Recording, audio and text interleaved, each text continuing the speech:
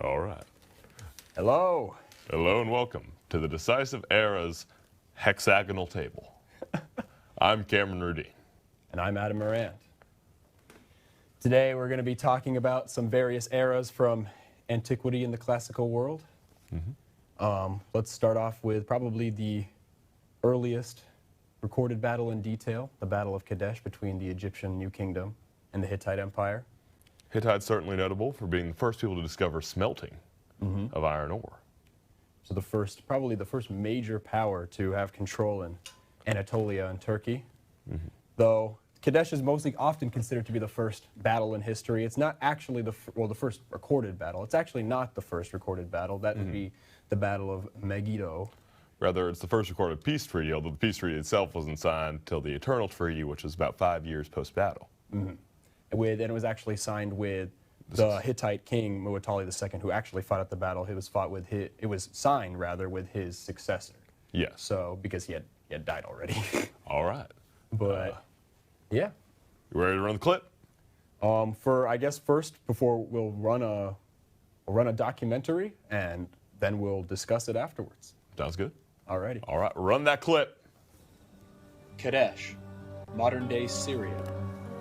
This is the site of the first battle in history to be recorded in great detail. Over 3,000 years ago, in 1274 BCE, over 45,000 men from the Egyptian New Kingdom and Hittite Empire would fight for control of the nearby settlement at Kadesh. At stake was control of the Levant and Syria. Now prepare to witness the Battle of Kadesh as Ramses the Great and Muwatalli II fight for control of Syria. See the vast numbers of soldiers, their formations, and the context and history of the engagement. Now, on Decisive Eras.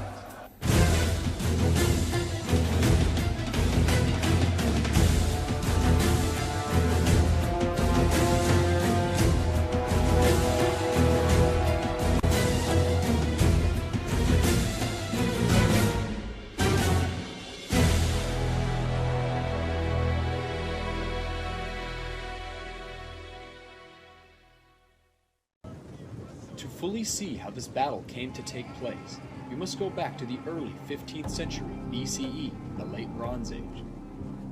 The Late Bronze Age in many ways resembled our modern day, as large powers competed with one another for dominance while still trading and relying on each other for resources. Syria at the time was filled with minor city-states, and the initial great powers to compete over were Egypt and Mitanni. After recently pushing out the Hyksos, Egypt sought to create a buffer region of vassal states to prevent another invasion. The pharaoh, Thutmose III, would subjugate many city-states including Kadesh.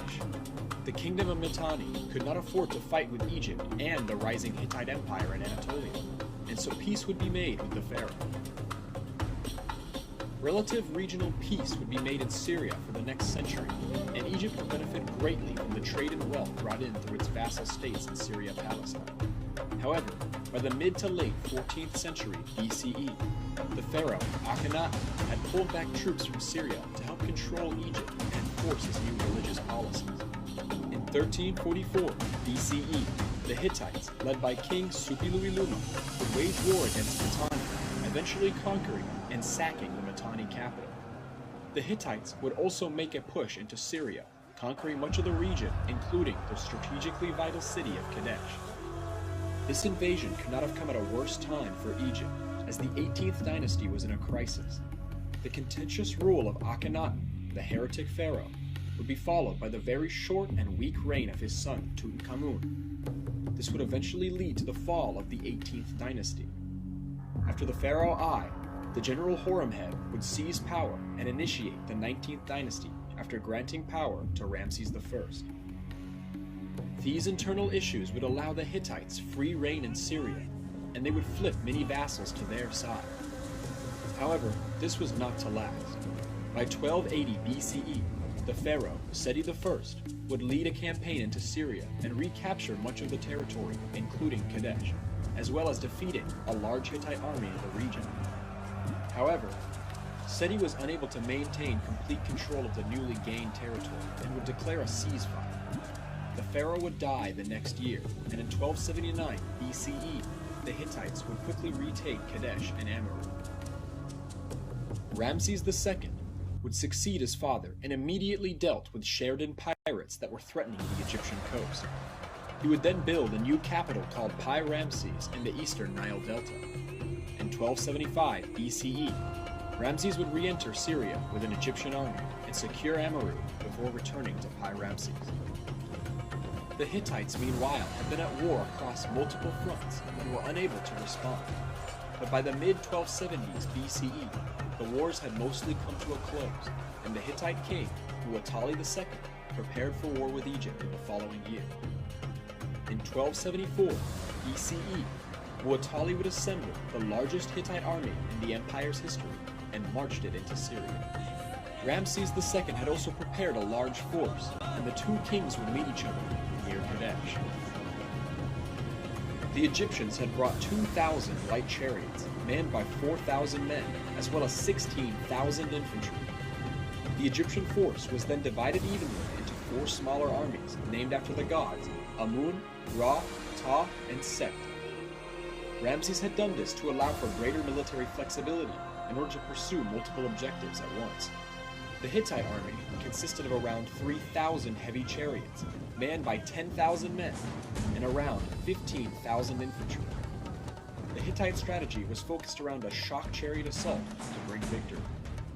Sometime in late May, Ramses would lead the Amun division across the Orontes River toward the city of Kadesh, which was around a day's march away. The pharaoh's forces would capture 2 Shezi Bedouin nomads, who told him that the Hittites were nowhere near Kadesh. However, it is likely that these men were sent by Muwatalli to trick the pharaoh, as the Hittite army was actually very close. Ramses would push towards Kadesh and constructed a defensive camp nearby. However, later in the day, Egyptian scouts would return with 2 captured Hittites. After being beaten, they would reveal to Ramses that Muwatalli's entire army was encamped behind a nearby hill on the other side of the river.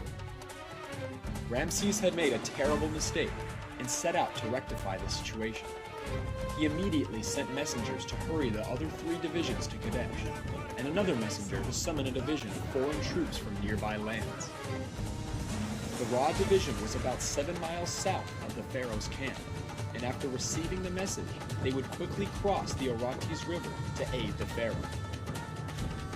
Muwatalli knew an Egyptian army was near, but he did not know how large or exactly where it was. So he sent a 500-strong chariot force to discover its location. The chariots would come across the exposed Ra division in marching column. The chariots would swiftly charge the unprepared Egyptian troops, which were shattered. What was left of Ra's chariots and experienced troops made a swift withdrawal to the camp, while many others routed in all directions. The remnants of the Ra division warned Ramses of the impending attack, and defenses were prepared. The Hittite chariots swept towards the western part of the Egyptian camp, and charged, smashing through the Egyptian lines. While much of the Egyptian line was broken, the Hittite charge was slowed and disoriented by the camp tents and wealth stores. Many Hittites, believing the battle had been won, began to loot the camp. The Egyptian infantry then reorganized and counterattacked. The pharaoh himself would then personally lead his own chariot forces around the Hittites and charged into their rear. Ramses would then press the counterattack, charging after the routing Hittite chariots. Muwatalli had witnessed these events from a nearby hill, and formed up his remaining chariots and launched an attack on the eastern side of the Egyptian camp. But before the moment of disaster, a division of foreign troops came to reinforce the pharaoh. From the north, they attacked the flank of the Hittite force. Muwatalli would then quickly withdraw across the river after taking heavy losses. Later in the day, the Ta division would arrive, and Ramses would quickly take Kadesh, as well as execute any Amun and Ra division troops who had fled the battle. Muwatalli, who had taken heavy casualties, would propose a truce to Ramses. The pharaoh would quickly accept, as he had also taken substantial casualties in the mostly inconclusive battle. Both sides would claim victory at Kadesh, but while tactically the Egyptians seemed to have had the upper hand, overall the campaign was a strategic disaster. Due to the great losses Ramses had taken, he was forced to withdraw to Egypt and later had to put down many anti-Egyptian revolts in Canaan and Syria. After the Egyptian withdrawal, Muwatalli would quickly reoccupy Kadesh and Amurru, and they would remain in Hittite hands permanently. 16 years after the battle, in 1258 BCE, Ramses II would conclude the world's first surviving peace treaty with Muwatalli's successor, Mursili III. The two great powers would become allies and remained at peace until the Great Bronze Age collapse and the fall of the Hittite Empire.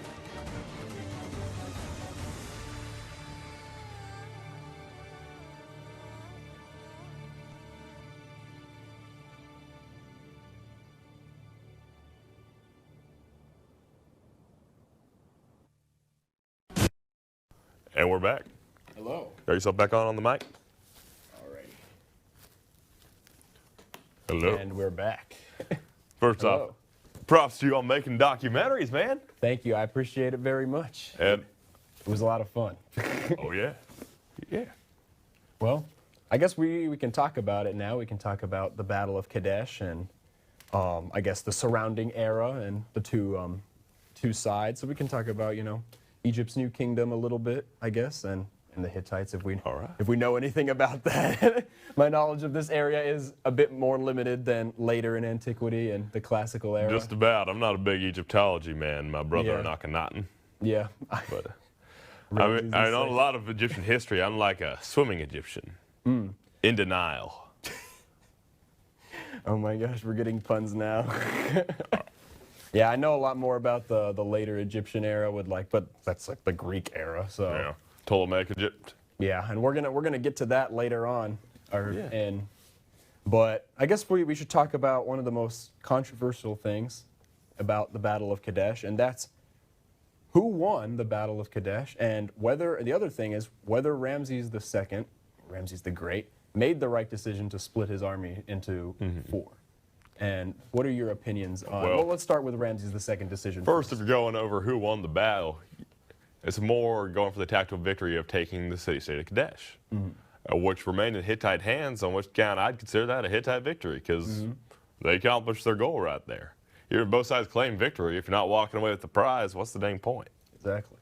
I do agree with that. I would say that the Egyptians, as was pointed out in the documentary, the Egyptians definitely tactically probably won the battle.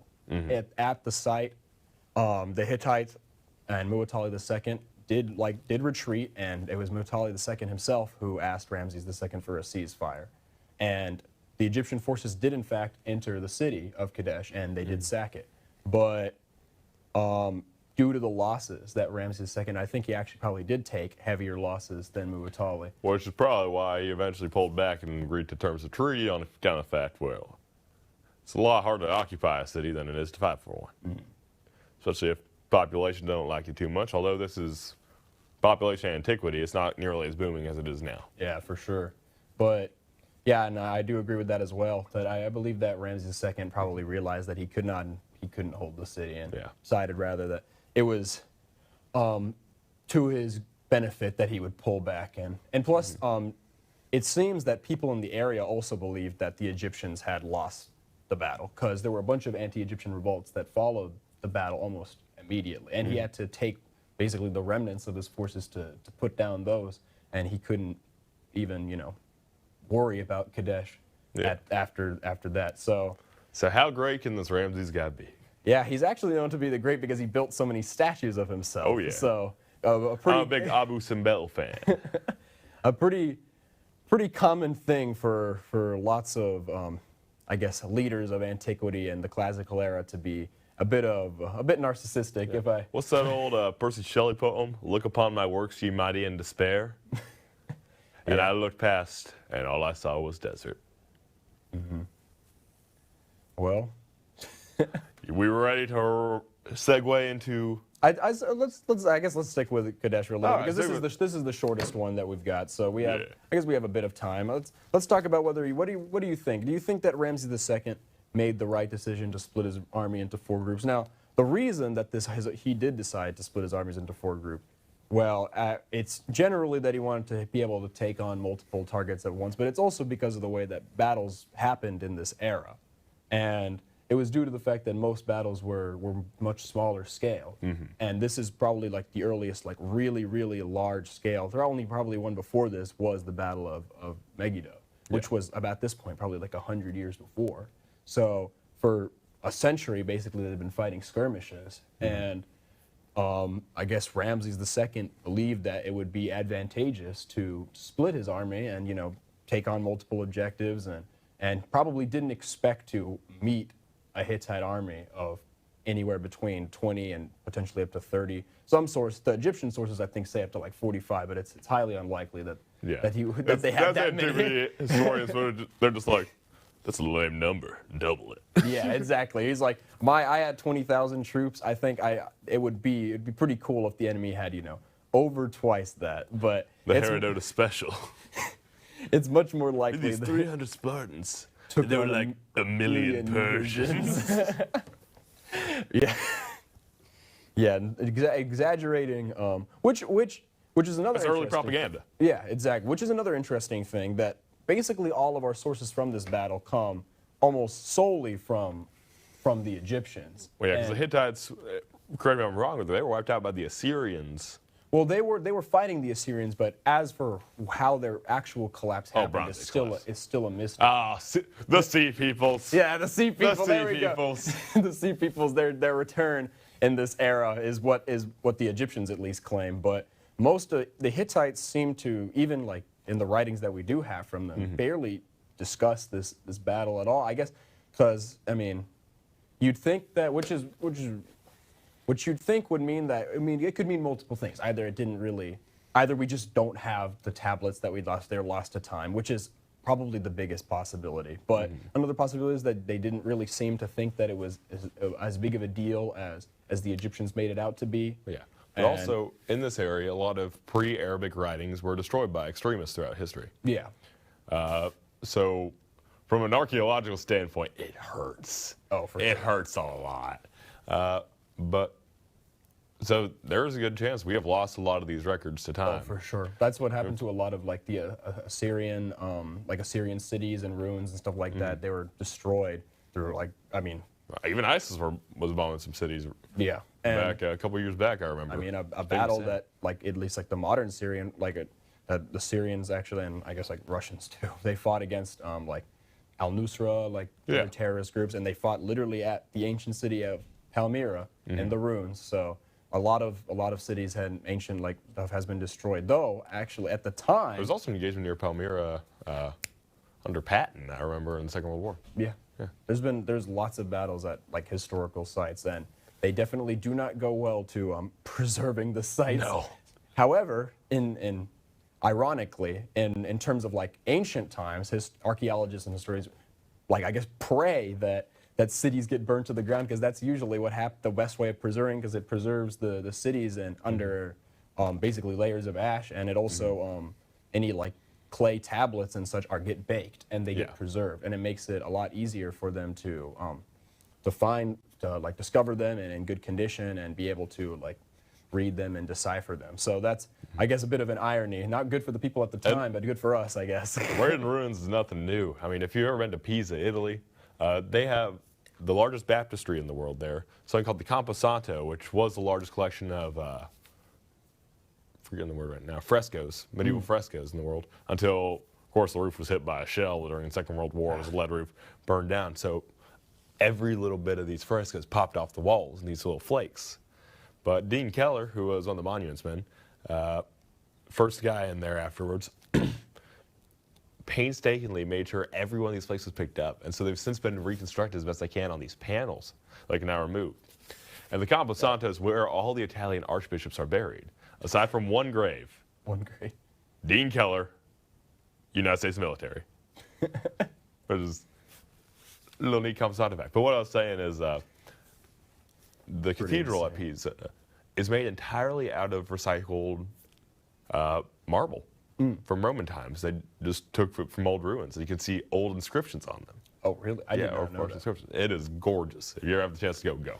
Yeah, I would definitely like to go see that myself. that's actually a pretty common thing that I mean, especially in antiquity, that like the reason that like the pyramids, like the Egyptian pyramids of Giza, like the way that they kind of look like stepped now. Actually, they used to be at the time be pretty much like covered flat. Yeah. But other pharaohs and people afterwards, The world's greatest slide. Yeah, they they take basically the slabs and often They were to use limestone it. slabs, right? I do believe so, yeah. And they took them to either build their own pyramids or their own monuments, and so lots of that stuff is. But I mean, fortunately, the main structures themselves are still there. But for historians, we do, I guess, archaeologists do wish that most cities get burned down, which sounds really sad, but it does help us. I'd never heard about the clay tablets being baked. That's Yeah, something I never thought of.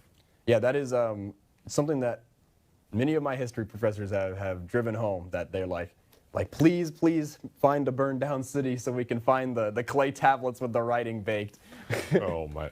See, that's my big archaeological kind of man boner right now. Is for Herculaneum, and the excavation of the Herculaneum Library, because they've developed technology to scan these scrolls. Or I heard about this years ago, and I've never gotten an update on it because all preserved, because the pyroclastic flow basically went straight over the city, fused a lot of these deals, and also so damn brittle and covered in ash for all of it. Although you will never find an intact skeleton at Herculaneum, because the pyroclastic flow comes down at roughly 300 degrees Celsius. So by the time it got to you, your brain would boil and your head would literally explode. Yeah, that's pretty intense. Yeah, superheated volcanic gas. But all right. Well, speaking of libraries, I guess that does help us segue. We can segue into Alexandria. So most of Alexandria's library and lots of their history was all burned down. So unfortunately, we lost a ton of that stuff. But one thing from Alexandria, that a very famous person was buried there, and his name is Alexander the Great. And we still don't know where his grave is, but this doesn't mean that he wasn't real. It just means that he's probably underwater, because lots of modern, or at least ancient Alexandria is currently under the water, and they have not been able to go basically into these areas to I guess to it's knocked excavate. off his nose. But under the water makes it a bit hard to excavate some stuff. But You want to run it? I guess we can give an Give a intro little discussion. All right. So, we're gonna as we mentioned, Alexander the Great. Yeah. He died. We're going to segue into, to Alexander the Great. And so I guess we should give an intro. So the next thing we're going to talk about is the Wars of the Diadochi, which is the successor wars, basically. There are four main ones that happened after the death of Alexander the Great. And they were fought between basically all of his generals and one of his secretaries, which is an interesting thing that did occur. He did pretty decent for Yeah, himself, he though, did. all things considered. Eumenes did do pretty Don't screw good. with secretaries, we've learned. Yeah, he surprised many of Alexander's generals, and actually defeated some of his most famous ones, like Craterus in battle. And so, but I guess we can touch on Alexander the Great first. Alexander the Great, the son of Philip II, Yep. basically was Macedonian boy.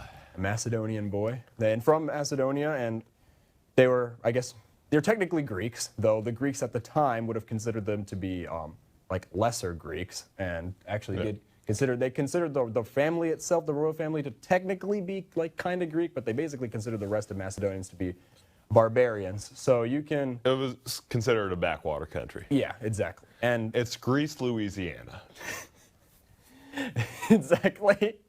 Hopefully no one comes after us for that, but it's all good. I'm just imagining Cajun Alexander right now. Cajun Alexander. Go conquer some of them Achaemenid Persians over there. But Alexander the Great, one of the reasons that the Greeks considered them to be backwaters, because they still used, they were a kingdom, and they had a king. And most of the Greek city-states, including even Sparta at this time, had moved on to democracy.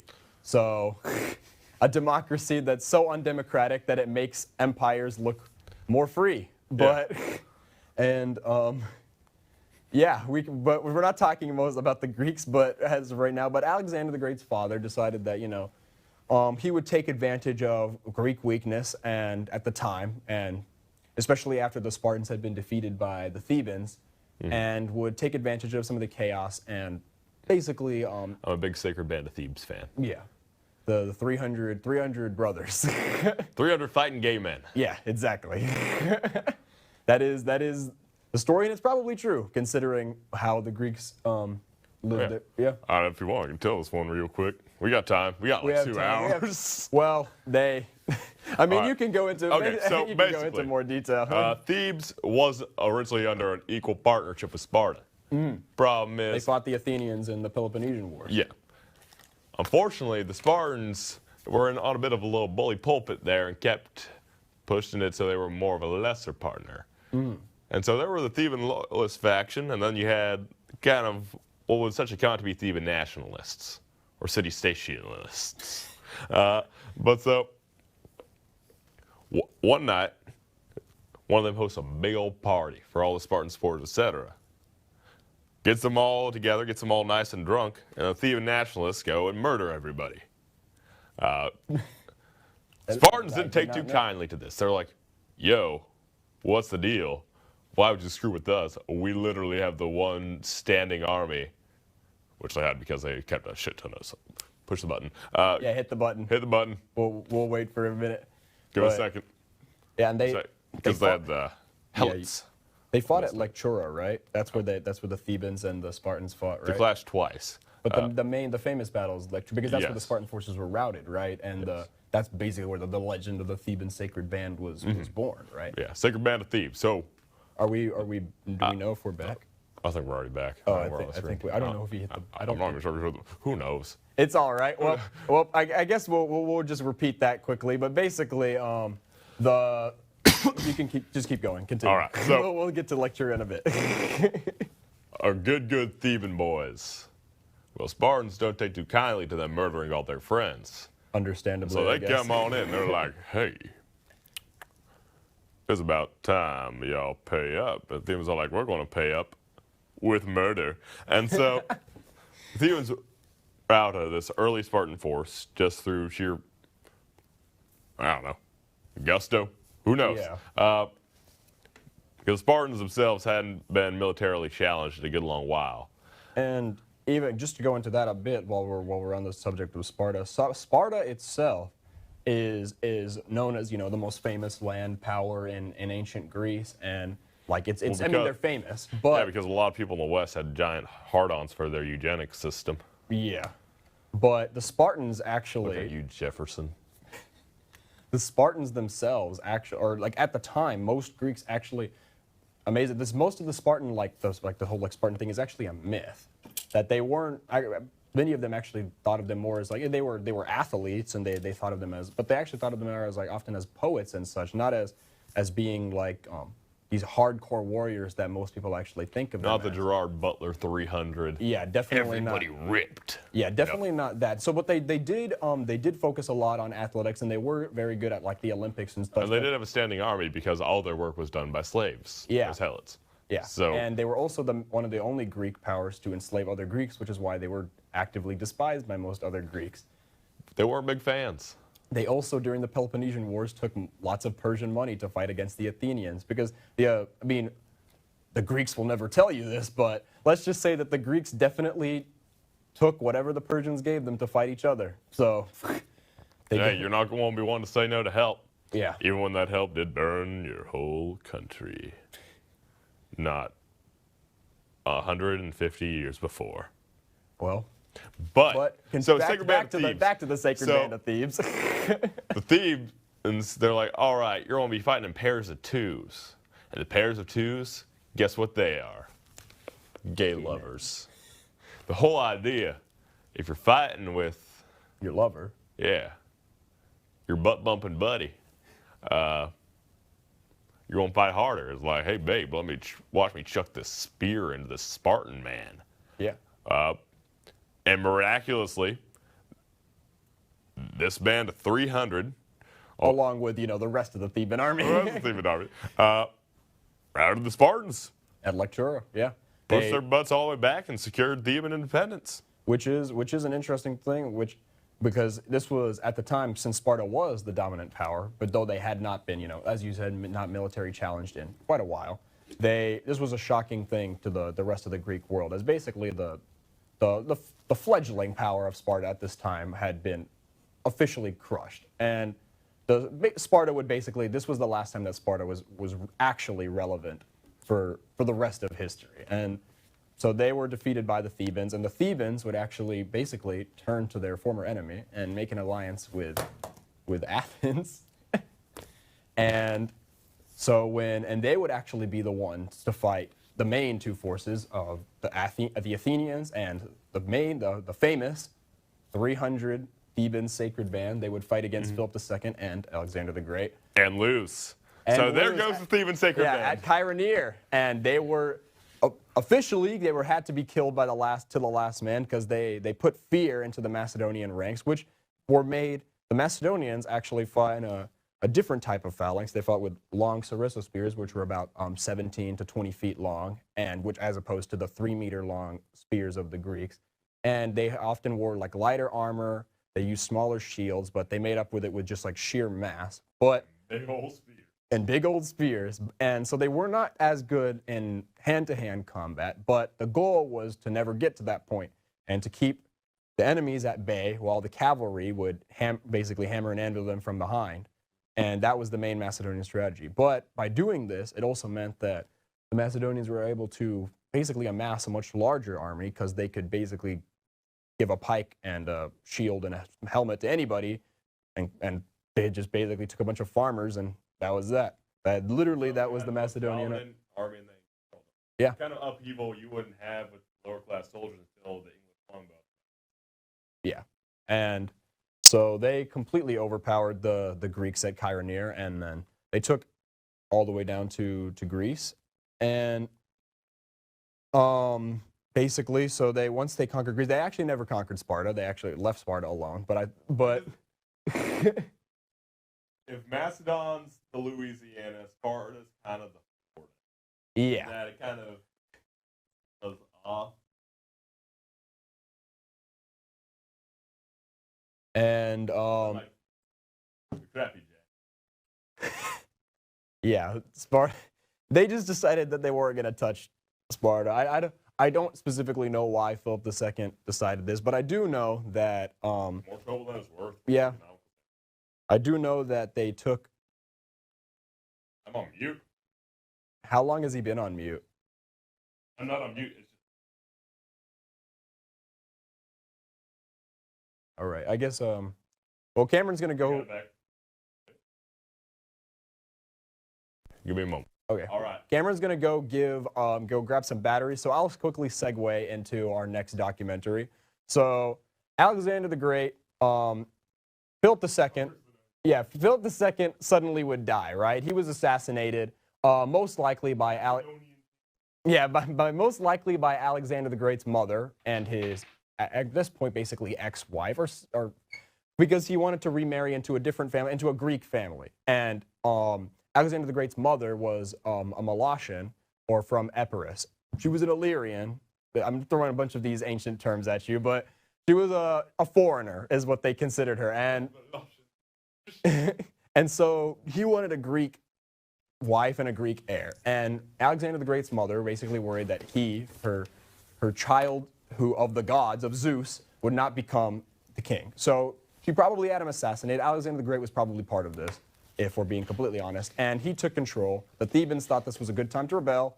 And so he burned the city to the ground, which is a very common thing for Alexander the Great that he did a lot.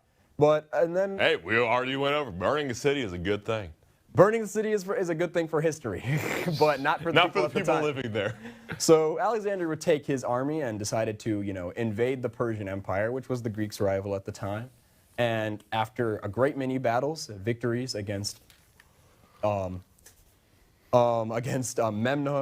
of Rhodes, and he would defeat Darius III at Issus, and then later on at the famous Battle of Gaugamela, which is supposedly, according to Macedon, 40 to 70,000 Macedonians would battle against, probably according to the Macedonians, it was like 1 million, but in reality, it was probably closer to 100 150,000, at most maybe 200,000, but it was probably around 100. I mean, you can ask Greeks now. They still do like inflation. The numbers keep going up, unfortunately for them, as their currency gets worse. Big debt guys. But yeah. So Alexander conquers most of the known world. Yep. Problem is, he's got a little kid as an heir. He gets sick. Bang, boom, bop. He did. The insane man of Alexander the Great. The most famous narcissist of history, probably. One of, at least. I'm going for the title. Didn't he name? I know he named at least 20 cities after himself. But some sources say up to 70. He named one after his horse, too.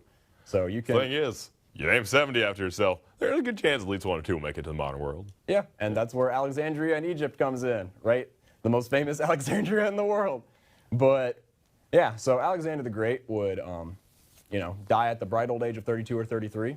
Just about, yeah. And his successors, or his generals at the time, were like, Alexander, your heir is a child. Who should succeed you? Like, we need to know this, or there's going to be chaos. Who's going to manage this? And Alexander's supposed last words were, the strongest. Because he was a dramatic little bitch.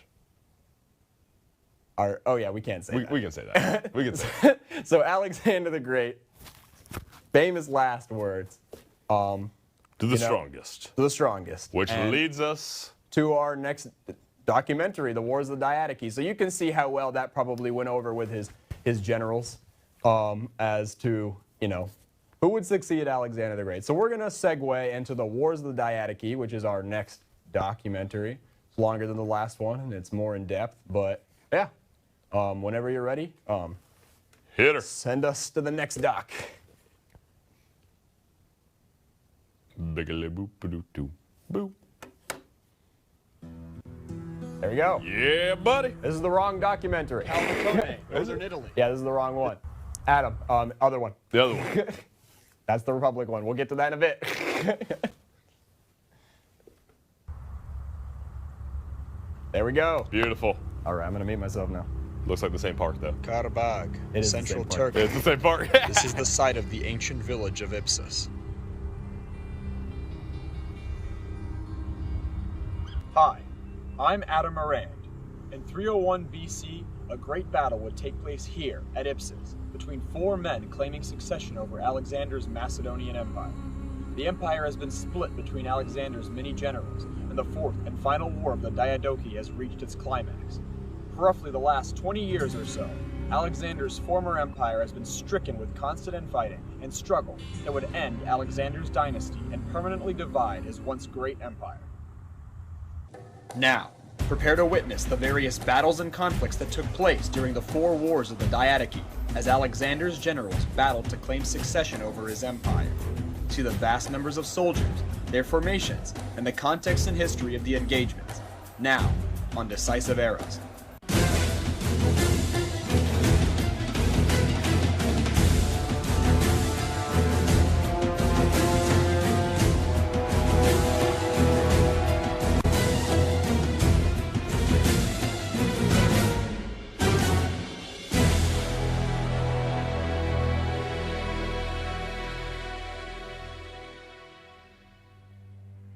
To fully see how Alexander's great empire was plunged into chaos, we must go back to around 30 years before Ipsus. On October 1st, 331 BCE, Alexander the Great led his army of 50,000 men against the king of Persia, Darius III's 150,000 men, chariots, and elephants on the dusty plain of Gaugamela. Despite the numerical disadvantage, Alexander would win a stunning victory, smashing the Persian forces and causing Darius to flee. Alexander would pursue Darius to Bactria, where he'd find the King of Kings dead, killed by his own generals. The Achaemenid Persian Empire was no more, and Alexander would conquer the remaining satraps before going south to India, where he won his last great victory at Hydaspes in 326 BCE. However, his soldiers would go no further, forcing Alexander to return to Babylon, where he would never leave. In 323 BCE, Alexander the Great, who had conquered the great Persian Empire, died at age 32, only 12 years after becoming the king of Macedonia.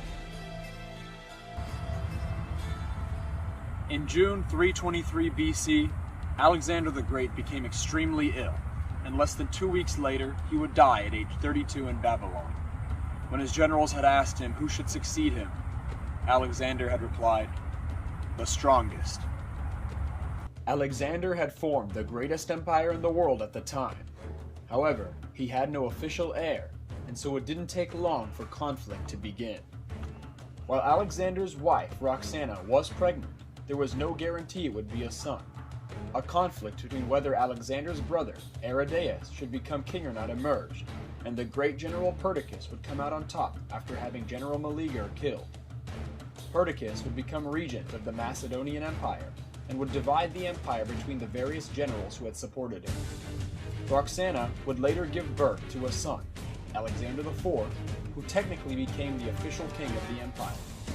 Meanwhile, revolts in Greece and Bactria were quickly put down, and Perdiccas went to Cappadocia to aid the governor, Eumenes, against the remaining Persian resistance there.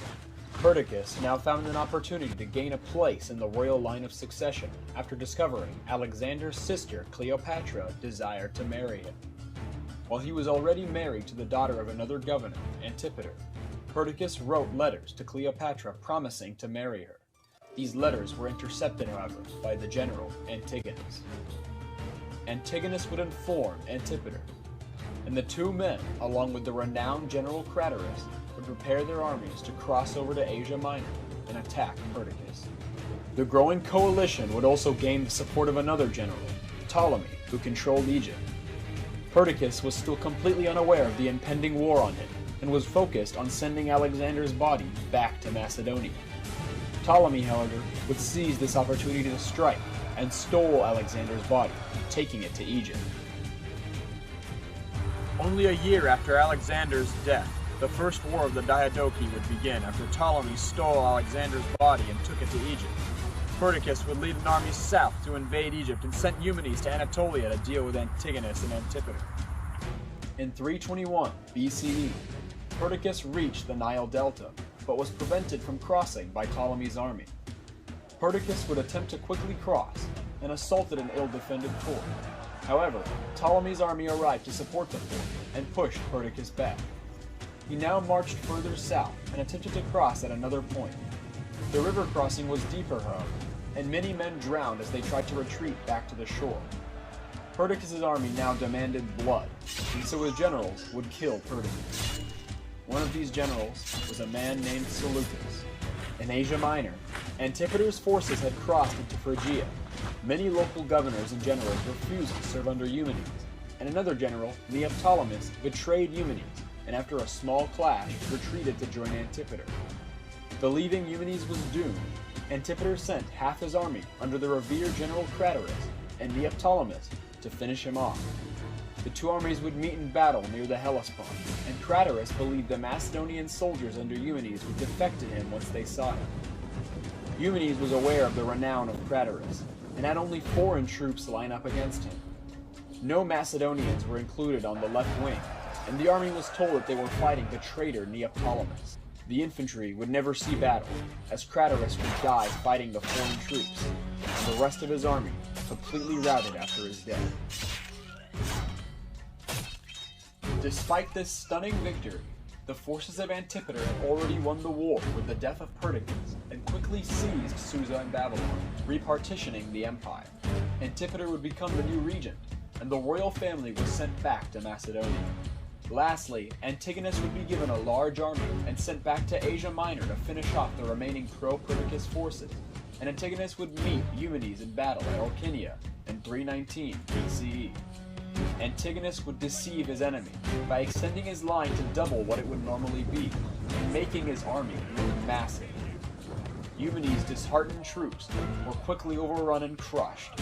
What loyalists remained under Eumenes retreated to the city of Nora, where Antigonus would follow him. Antigonus would offer him peace, but awaited orders from Antipater for his approval.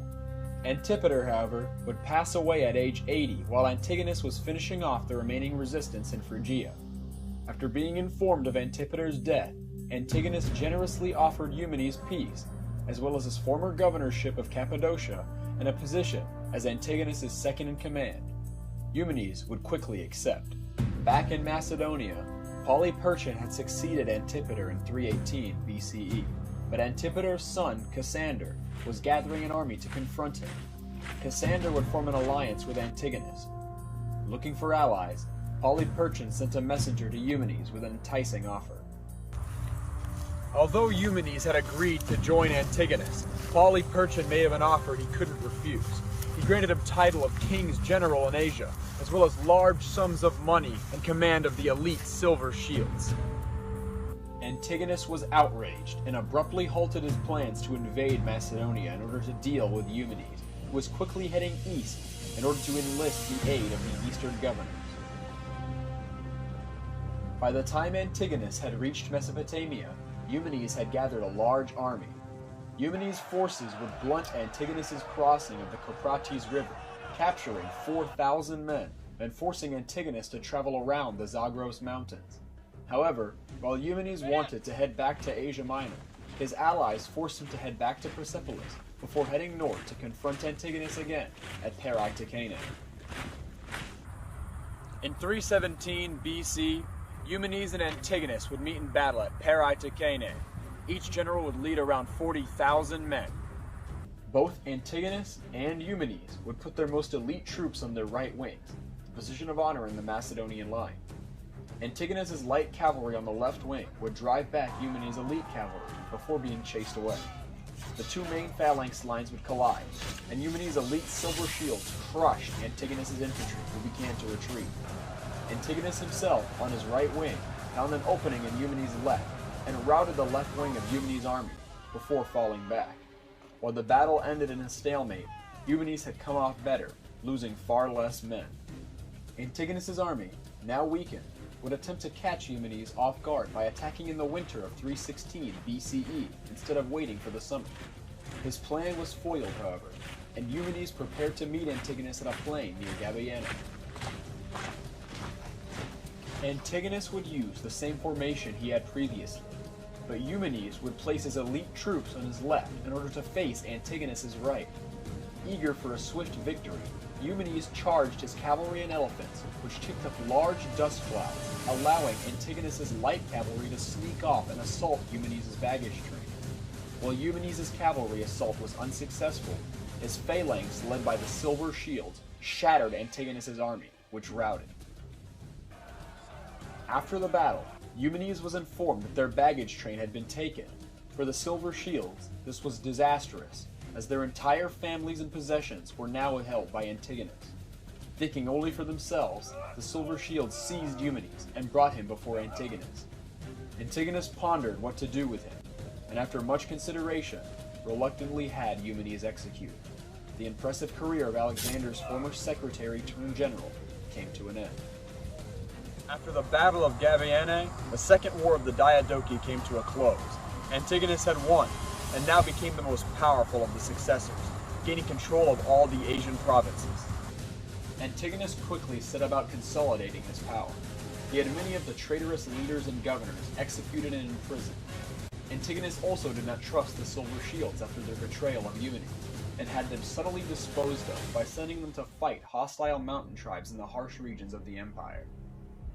Seleucus, who now controlled Babylon, had a dispute with his former ally Antigonus, and fearing for his life, fled to Egypt to inform Ptolemy of Antigonus' actions.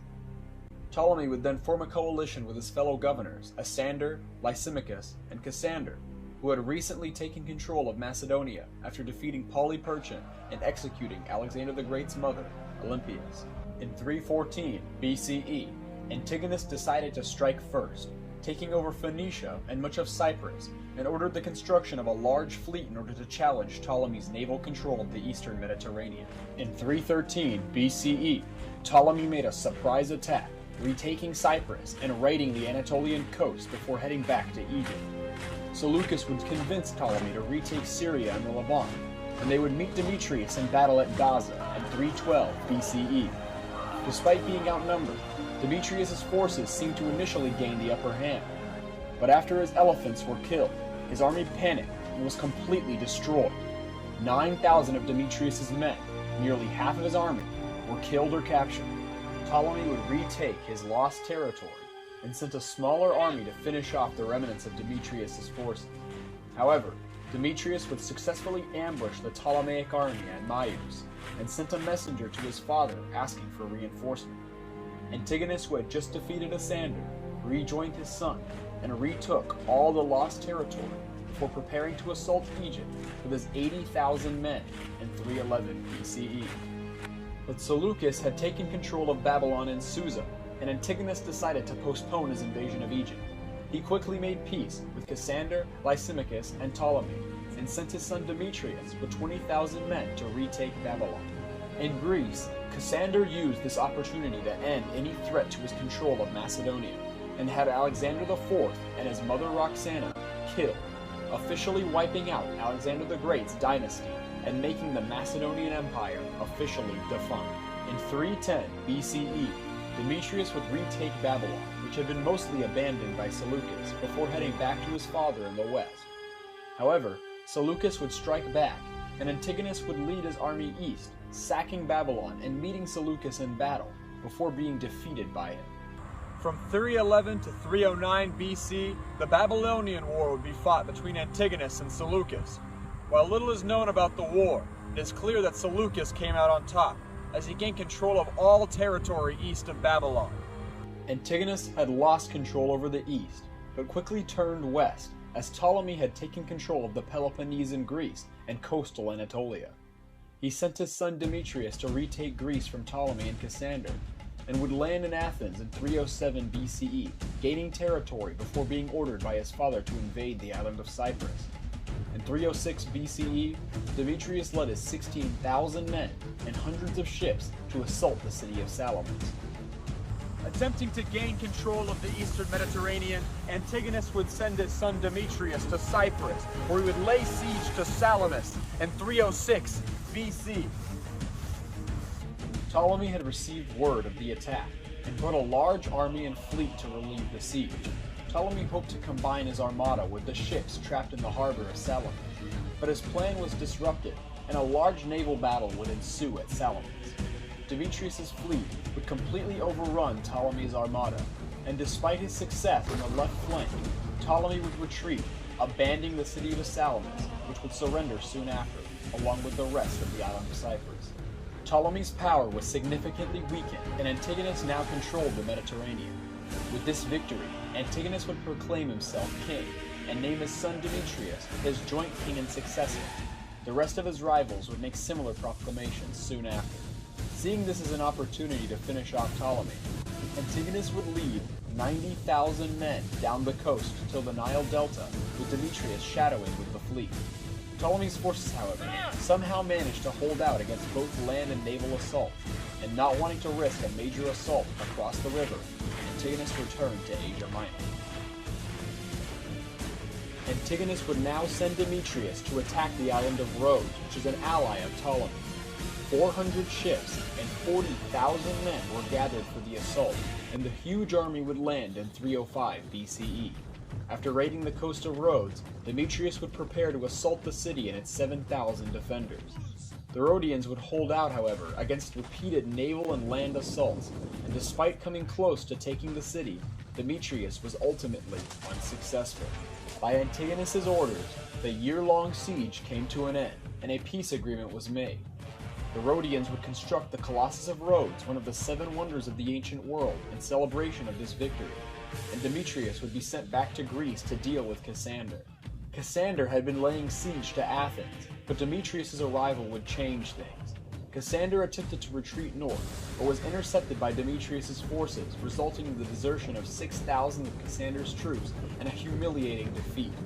Demetrius would quickly defeat Cassander and Ptolemy's forces in the Peloponnese, liberating the city-states and gaining their support, as well as marrying a Molossan princess, thus gaining an alliance with the Epirot League in 303 BCE. Cassander would attempt to make peace with Antigonus, who promptly refused, and so Cassander called for aid from his fellow successors and formed a coalition with Lysimachus and Ptolemy against Antigonus. Seleucus' reply would take far longer, however, as he was campaigning in India against the Mauryan Empire. While the campaign ended in failure, as part of the peace terms, Seleucus would receive 500 Indian war elephants. It was then, in 302 BCE, that Seleucus would receive Cassander's envoy. Accepting the alliance, he began the long march back to Asia Minor. Lysimachus would lead a surprise attack and invade Asia Minor. Antigonus, who was now 80 years old, retook much of his lost territory quickly and cornered Lysimachus. However, it was here that time had ran out for Antigonus. In the winter of 302 BCE, Seleucus would reach Asia Minor in record time, achieving one of the most impressive military marches in history. Seleucus and Lysimachus would unite their armies as Ptolemy began assaulting the Levant. However, he would return to Egypt after hearing a false rumor that Seleucus had been defeated. Antigonus would recall Demetrius from Greece, and they would meet Seleucus and Lysimachus at Ipsus. In 301 BC, Antigonus and Seleucus would meet in battle at Ipsus. This battle would be greater than any other in the Wars of the Diadochi. Over 160,000 men would fight to decide who would gain control of the crumbling Macedonian Empire. Antigonus placed Demetrius along with Pyrrhus of Epirus and 5,000 elite cavalry on the right wing, the 70,000 infantry in the center, and himself on the left wing with his remaining 5,000 cavalry. Ahead of his line he placed his elephants and skirmishers. Standing against him were 64,000 infantry and 15,000 cavalry along with hundreds of elephants mirroring his deployment. Both sides advanced their elephants and infantry lines, and Demetrius would charge his elite cavalry, overwhelming Seleucus' left-wing cavalry, led by his son Antiochus. In the center, the phalanxes met, and Antigonus' experienced men began to push back the enemy line.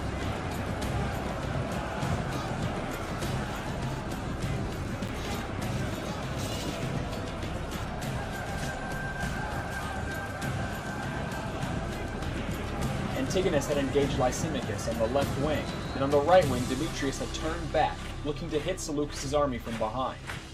However, Seleucus now sprung his trap, and used his remaining elephants to prevent Demetrius from charging.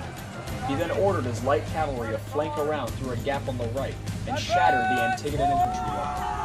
Hoping Demetrius would come and turn the tide of battle, Antigonus would fight till the very end, dying in a shower of enemy javelins.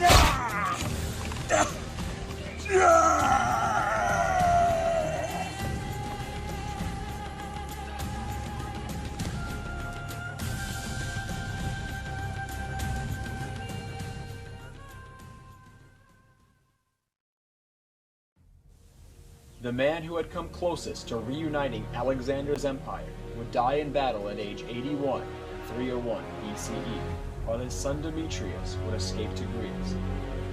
Thus ended the fourth and final war of the Diadochi, and the victors would divide up Antigonus' territory. Following the death of Antigonus at Ipsus and the collapse of his forces, the coalition led by Seleucus would be victorious. However, the peace would be brief, as the former allies would turn on each other, and following the death of Cassander in 298 BC, a civil war over control of Macedonia would erupt. While the wars of the Diadochi had come to a close, the remaining successors and their descendants would continue to fight each other over Greece and the Near East for hundreds of years. It would be over 250 years until the last successor kingdom, Ptolemaic Egypt, would finally fall. It, and all the others, defeated by the growing power of Rome.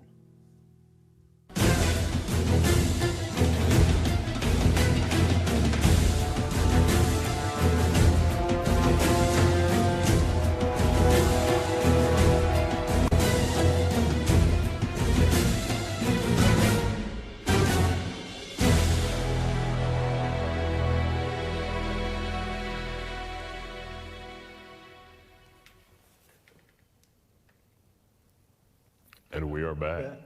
Oh, Alrighty. I didn't mute it. We are back. Beautiful. Alrighty. Let's Welcome back to our hexagonal table talk. welcome back. Hope that was the Wars of the Diadochi. Our resident historian here was playing as Antigonus in it. Single greatest acting you've ever seen from a man in loafers. Yep. That is definitely 100% true.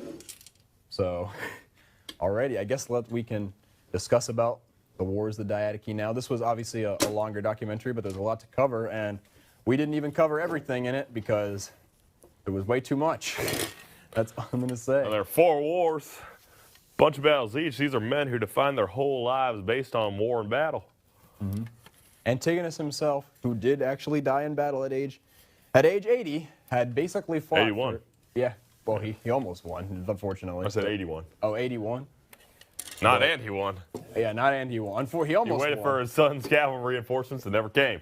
Because they were held up by the elephants of Seleucus, who had gained from India after he lost a war to them.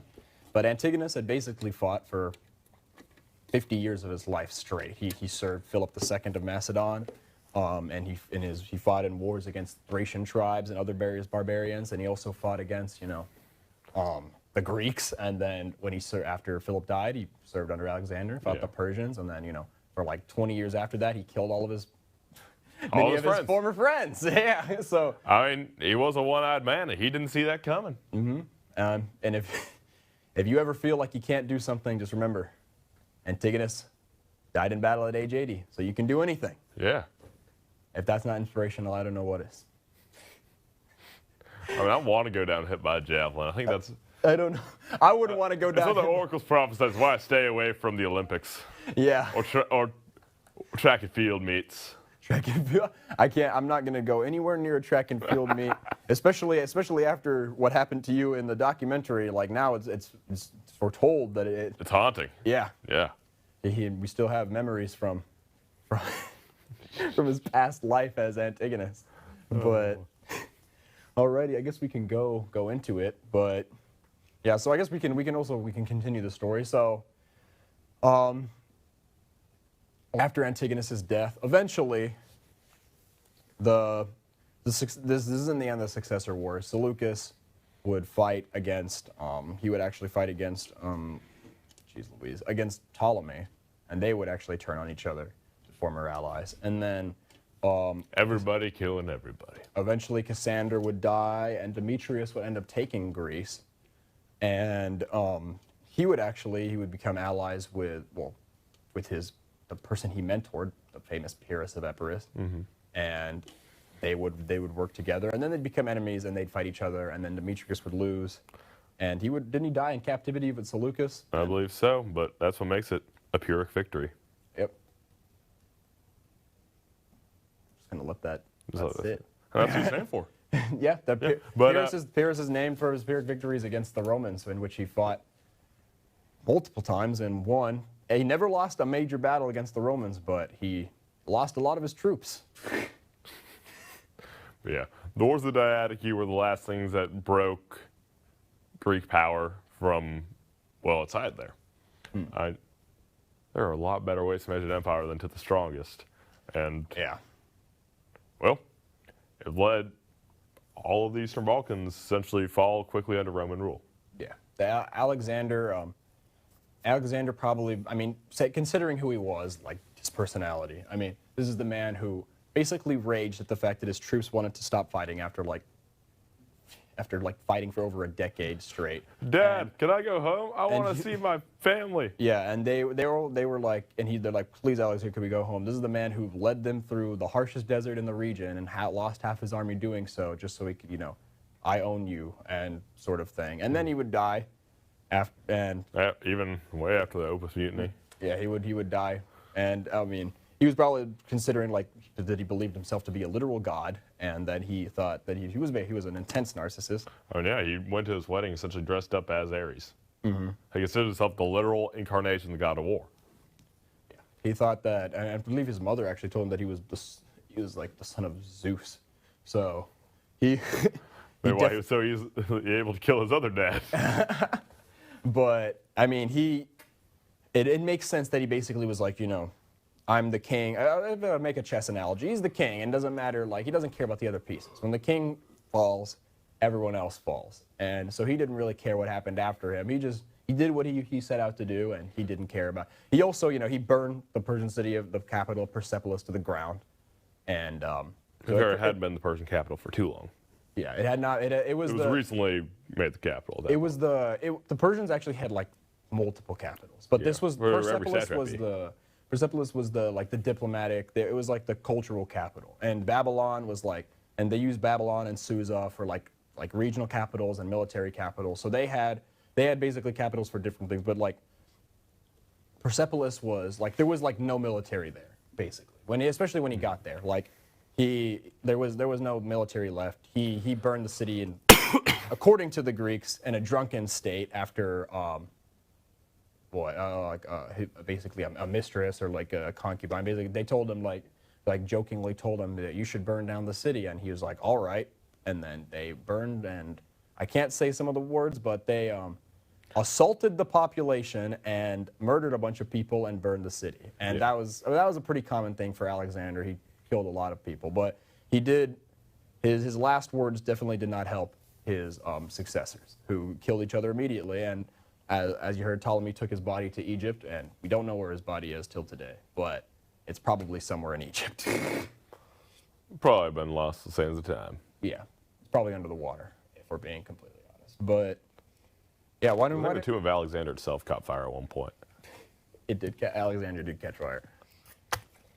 Burned down the library. I think that happened under Roman control, though. It did. But I guess this allegedly also knocked off his nose. Oh yeah, one of Alexander's statues. No, not the statue. When he went to visit the body in Alexandria, allegedly, I guess, just knocked the nose off the corpse of Alexander. Oh really? Yeah. That is little historical fun fact. That is kind of depressing, not gonna lie. Especially considering who Augustus is. But we'll get to we will get to Augustus not too long from now. But I guess let's go through some diadochi. What do you think of Alexander's decision to pit his generals against each other? How much do you think he actually cared about them? I feel like he didn't care that much about them. I think he probably didn't even say to the strongest. I think that's probably a myth. Some legend made up. He was in a feverish state and died. And then greedy men do as they always do. Go for more. Mm-hmm. And it's actually pretty interesting because Antigonus throughout the diadochi wars basically was always on his own, fighting against, after the first one at least, he basically fought by himself with his son against the other united, the other diadochi. They would pair with multiple times on two fronts. Yeah, and they would usually ally with each other against him. And it's actually because basically Antigonus was looking to essentially preserve Alexander's empire. He wanted to keep the whole thing as one big group, but the other successors they cared more about maintaining what they had gained and personal wealth. Yeah, their personal wealth and maintaining the territory that they had gained. And so they were allying with each other because they didn't really care about like Cassander didn't really care about holding Egypt. He cared more about keeping his territory, keeping his power, keeping his wealth, and Antigonus threatened that because he wanted to take. So they'd fight together, and despite the fact that they were all rivals, and later on they would fight each other. Not that they gained anything from it. They just knew they had to get Antigonus out of there first. Yeah, they had to. Antigonus is what we like to call here on the show a historical mega Chad. 100% true. That is, there's no better way to state what words to define Antigonus other than mega Chad. Yeah. All right, we want to start. I mean, I guess we can. We have time, but we can decline of Greek power. But yeah, since we're already here, the documentary goes pretty in depth. I mean, what do you think would have happened? I mean, we can go into some brief alternate history before we segue, but we can. What do you think if Antigonus had won at Ipsus? Do you think that he would have been able to actually unite the empire? No. Do you think that you don't? I don't think so, because at this point, Macedon, surrounding territories, everything that was incorporated into Alexander's empire, had been under years and years and years of war. At that point, it's a manpower issue. You're not going to have so many folks around anymore. You'll have more uniforms than you know how to fill. Yeah. Because if they're not home, they're not having kids. They're not repopulating the area, getting new soldiers for the next battle, and the next battle, and the next battle. And there's only so much drain you can do on a population like that. 100%. At some point, you got to realize, as a general there, it's unsustainable. You got to cut your losses, take what you got. Mm-hmm. So while I think he would have done a better job, I think he probably. Well, I mean, and but also, it wouldn't matter anyway. You got Romans right around the corner. Yeah, they definitely. I think that Antigonus, or at least because he definitely probably would not have lived long, even if he had successfully reunited. And the man was in antiquity, and he made it to 81. Yeah, and he whole life on battlefields, getting wounded, whatnot. None of them got infected. He lived a long life for how much he fought, and he. Dude, he just lived a long life in general. If I lived to 81, I'm a happy man. Yeah, he had lived in a pretty insane life. But I mean, I think that had he managed to unite the empire, had Demetrius like basically succeeded him, they probably would have been able to actually put up a better defense against the Romans, because one of the biggest things was the fact that the Romans took advantage of Greek infighting. Greek infighting. And had there been one united front, they probably would have fared better. They might have even held the Romans back. I don't know. But the Greeks at this point, they could not keep getting men from Greece and Macedonia. It was way too bad. So they were already using basically foreign troops from the regions that they controlled, and they were training them in the Macedonian style, but they already running into a manpower issue. I do think had he defeated Seleucus at Ipsus, it would have basically had been a major turning point, because Cassander was already on the down. Demetrius's forces had basically already pushed Cassander all the way back. So had they pushed, I think that they could have secured Macedon proper and Thrace. Sorry, I'm pulling up Demetrius' death so we could check ourselves on that. Yeah, but however, I don't know. He tried and failed so many times to take Egypt. I don't think that he would have ever been able to take Egypt. I don't think he would have ever been able to take back the rest of Mesopotamia. Especially going against other Macedonians who know Macedonian tactics. Yeah. That was the thing. The Macedonian phalanx was a shakeup. No one knew how to deal with it, especially not Persians who had more or less not changed the way they'd fought. Especially because like the Persians relied heavily on like cavalry and light infantry, which I mean, literally the phalanx is a direct counter to cavalry. Yeah. So I think that Antigonus would have been able to he would have been able to secure Greece and Thrace, because I mean his son managed to do it with literally nothing after Antigonus died. But so I do think that he would have been able to take that, because Cassander and Lysimachus were already weak.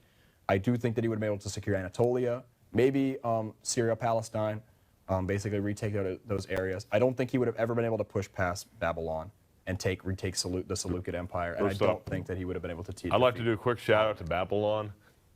Top 5 city name ever. Babylon. Oh, it was like one of the first 10 major cities. You had cities like Ur. And then they're like, you know what slap Ur 3. Yeah. I'm like, you know what would slap as a city name? Babylon. And they were right. It goes so hard. Babylon.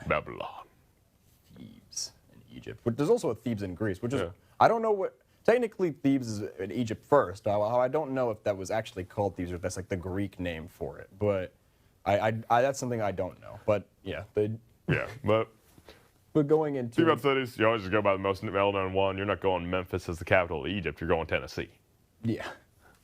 But Memphis at the time definitely, probably would have been a little better now. Pretty well known. Yeah, now there's nothing left of it. Now it's like half under Cairo. But I guess all right. So you don't think that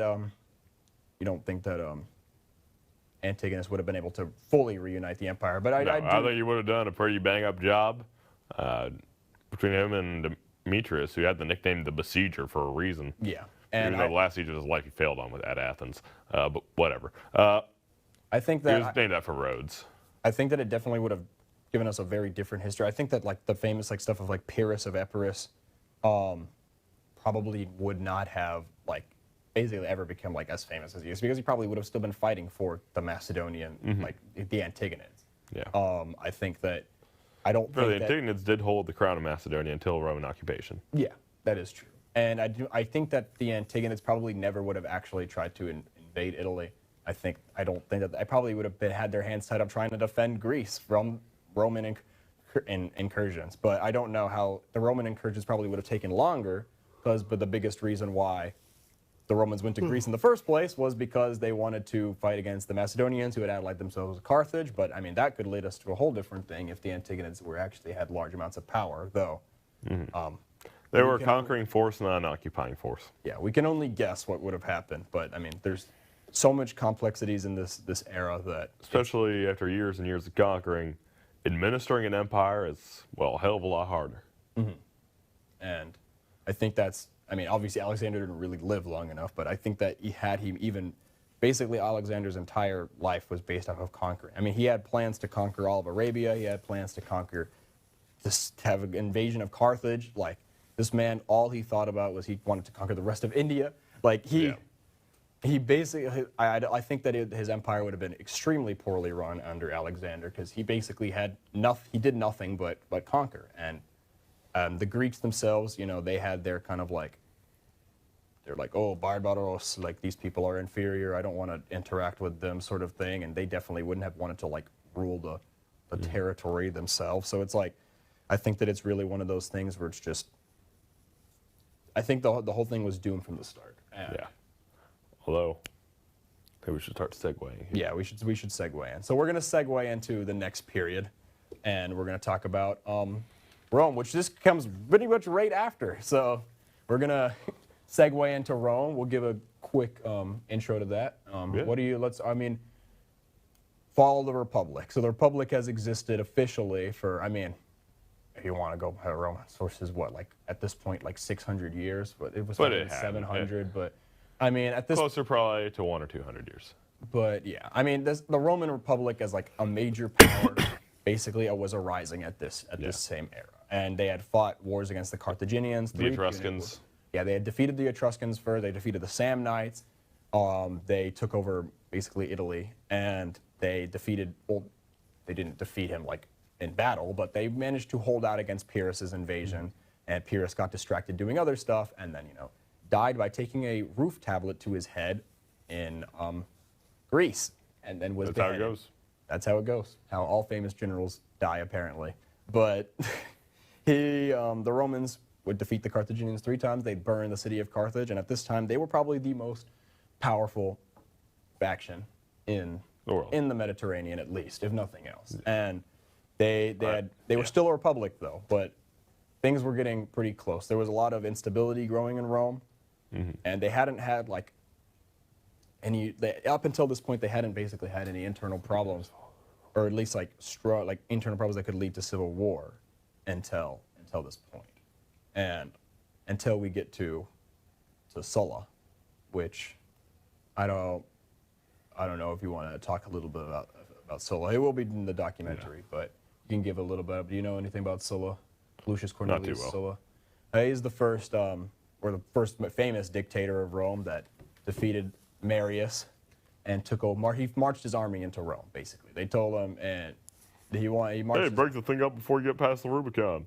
Yeah, he marched his army into Rome, and he ousted all. He's actually in favor of the Senate, which is actually a funny thing. He marched his army into Rome because he wanted to maintain the power of the aristocracy in the Senate. Yeah, and when he went on to campaign, the Senate was like, we like our position, but we don't want a dictator protecting us. We want to have the power. So they turned on him, and they actually called back his rival. But that'll be in the documentary. So we'll just segue into that. We'll talk about it at the end. So hit us with the Rome documentary now. Hit it. Follow the Roman Republic. Let's roll it. Calvatone, northern Italy. This is the site of the old Roman village of Bedriacum. Hi, I'm Adam Moran.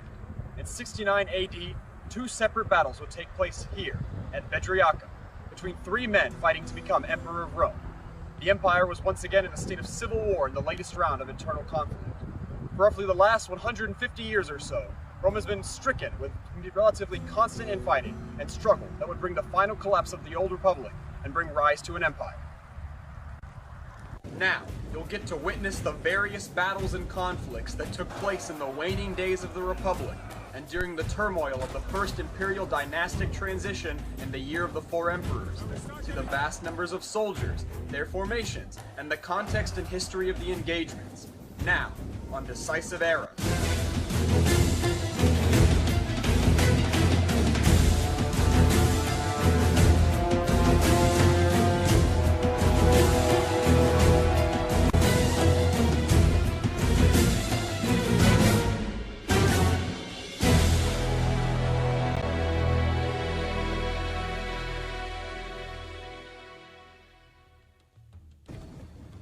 To fully see how Rome was once again plunged into turmoil, we must go back over 150 years before Bedriacum to Rome's first real civil war in 88 BCE between Lucius Cornelius Sulla and Gaius Marius. Marius was an experienced general who had gained prominence in his campaigns in Africa and during the Social War. He was also famous for his military reforms that allowed non-property owning Romans to join the military, allowing it to become a career rather than a duty. Sulla was also a great general who would also fight in the Social War and in Africa, and in 88 BCE he would be given the consulship. But mobs supporting Marius forced him to flee to Greece, where he would gather his army and entered Rome by force, and force Marius into exile. As Sulla returned to the east on campaign, the Senate would turn on him, granting consulships to Marius and his ally Cinna in 87 BCE. But Marius would die less than 3 weeks into his consulship, and Cinna would later be killed by mutinous soldiers, prompting Sulla to once again return to Rome.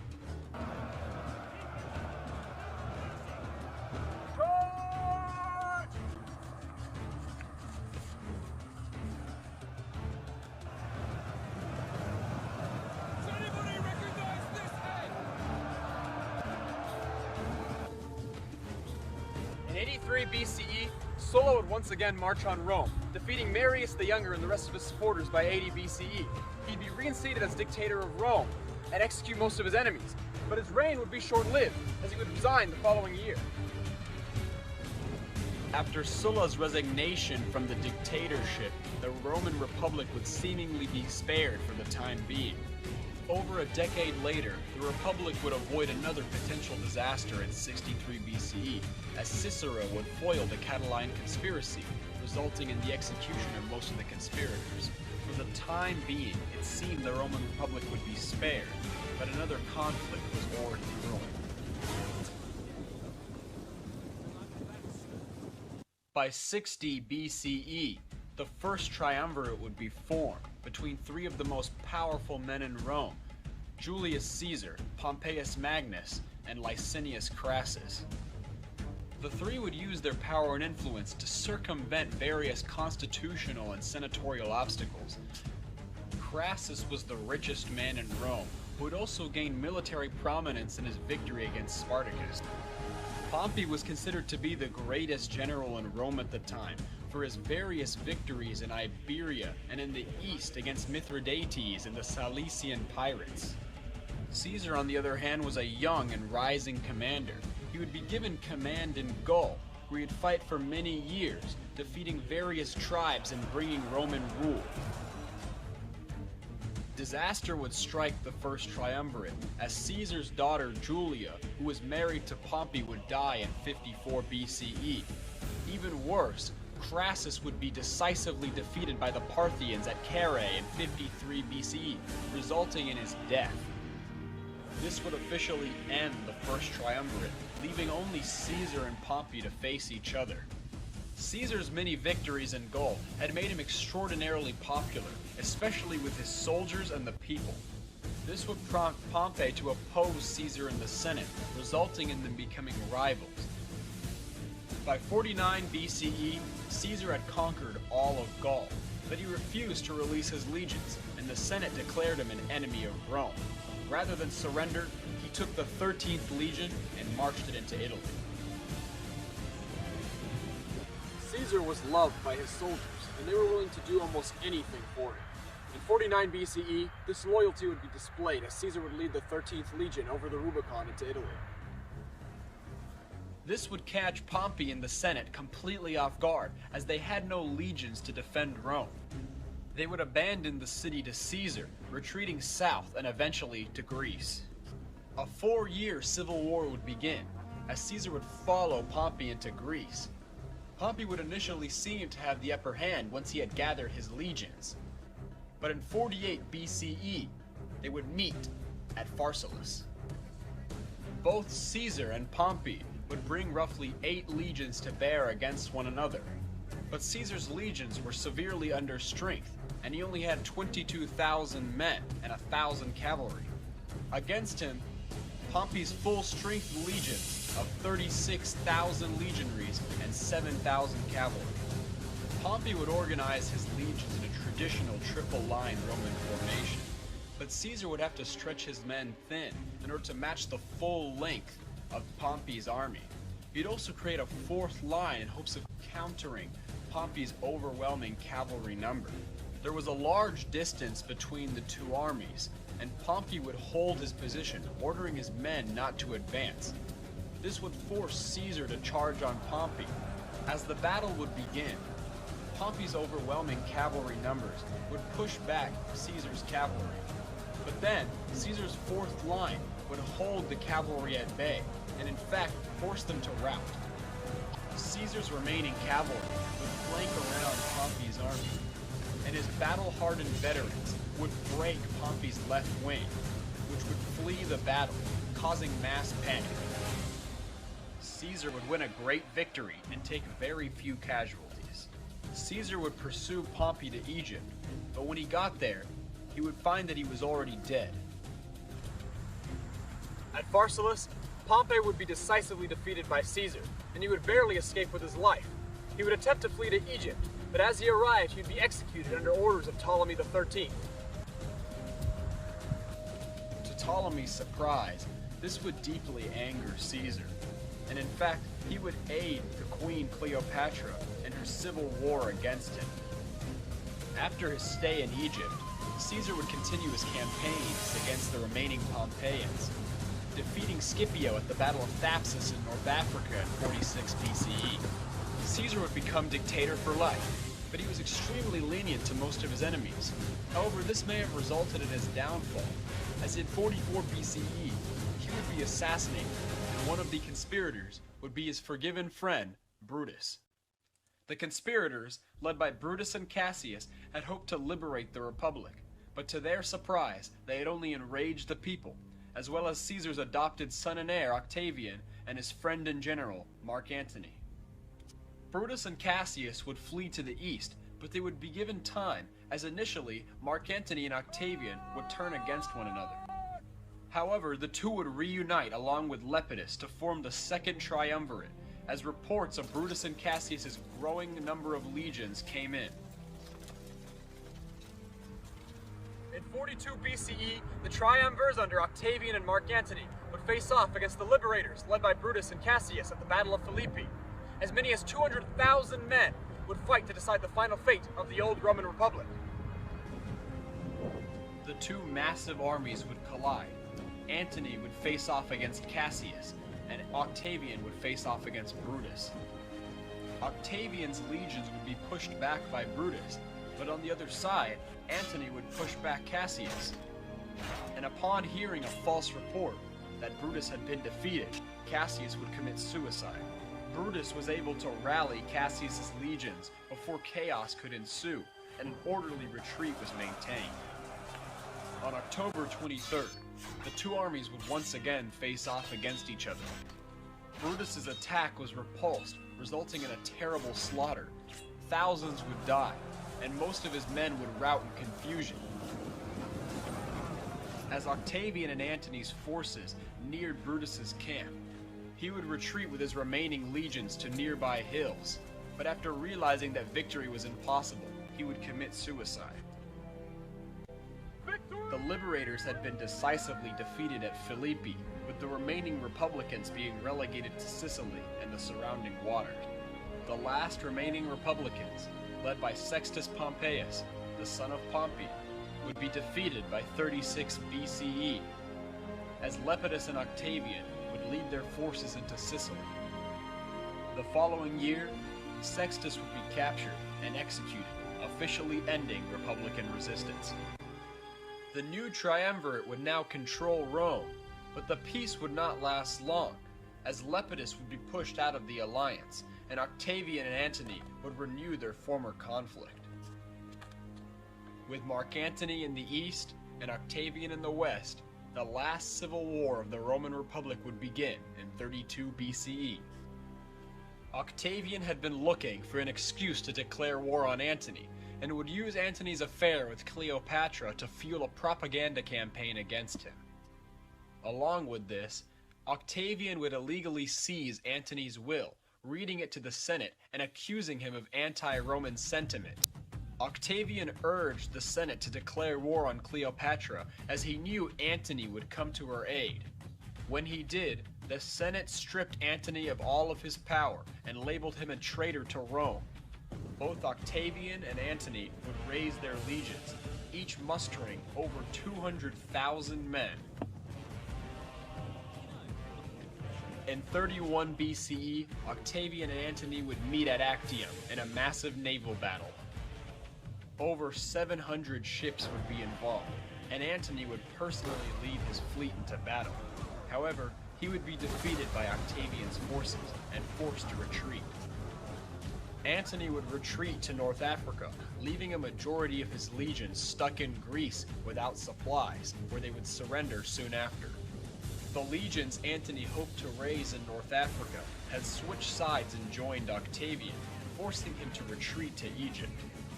Antony would gather his last remaining 30,000 men and attempt to defeat the traitors, but his army was destroyed and he was forced once again to retreat to Egypt before Octavian arrived to besiege Alexandria. Realizing the situation was hopeless, Antony would commit suicide in August of 30 BCE. Not soon after, Cleopatra would also commit suicide after a failed attempt to surrender. After Actium and the suicide of Antony and Cleopatra, there was no one left to stand in Octavian's way. He became master of Rome and proclaimed Augustus, and he became the first emperor of the new Roman Empire. As the sole ruler of Rome, Augustus would transform the old republic into the Roman Empire by 27 BCE. At long last, relative peace and stability were brought to Rome, but this would not last long, as Augustus's heirs were not as capable as he was at managing the empire. Tiberius would be unpopular with the Senate, and his heir, Caligula, would go mad and be assassinated. After that, Claudius would be murdered by poison in October of 54 AD, potentially by his wife, Agrippina. His heir Nero would become the last emperor of the Julio-Claudian dynasty. Nero would become extremely unpopular, characterized as being extraordinarily cruel. He would put almost all of his enemies to death, including his mother. Over 13 years into his reign, he would be declared an enemy of Rome and replaced by Emperor Galba, and in 68 AD, he would commit suicide. A new round of Roman civil war would emerge, known as the Year of the Four Emperors. The legions of Germania would revolt, declaring Vitellius the emperor, and another opponent named Otho would bribe the Praetorian Guard to kill Galba and would be proclaimed emperor by the Senate. Otho hoped to make peace with Vitellius, who had rebelled against the now dead Emperor Galba. This was impossible, however. The two would meet in battle at Bedriacum in April. Otho would be defeated, either dying in battle or committing suicide.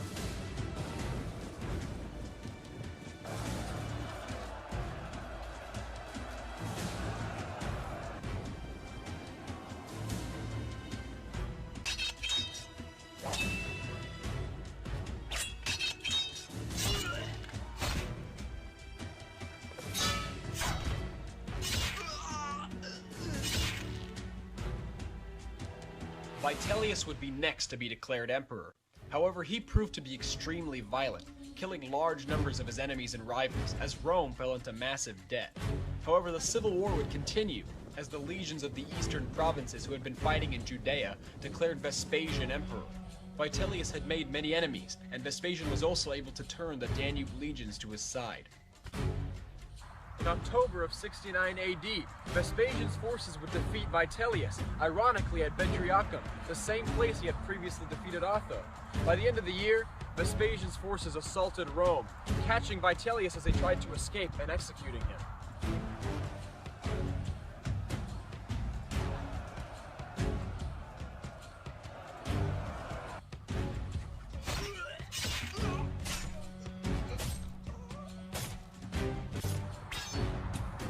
The new Flavian dynasty would rise under Vespasian, who had now become master of Rome. The Year of the Four Emperors was finally over, and for the time being, the civil wars that had ravaged Rome for over a century had come to a close. Stability was brought back to the Roman Empire after a year of turmoil and chaos, and for over the next 100 years, Rome would reach a state of relative internal peace and stability until the death of Commodus in 192 would bring the next round of internal struggle and civil war.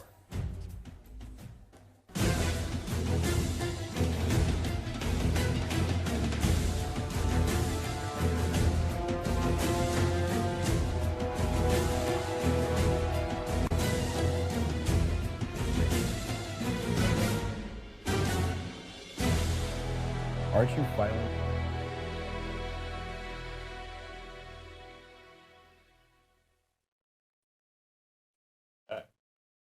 All right, we're back. Last of our prereqs, so Yeah, let's talk this. Let's talk through. People on their merry way. Yeah, let's talk through the fall of the Roman Republic and the subsequent civil wars afterwards.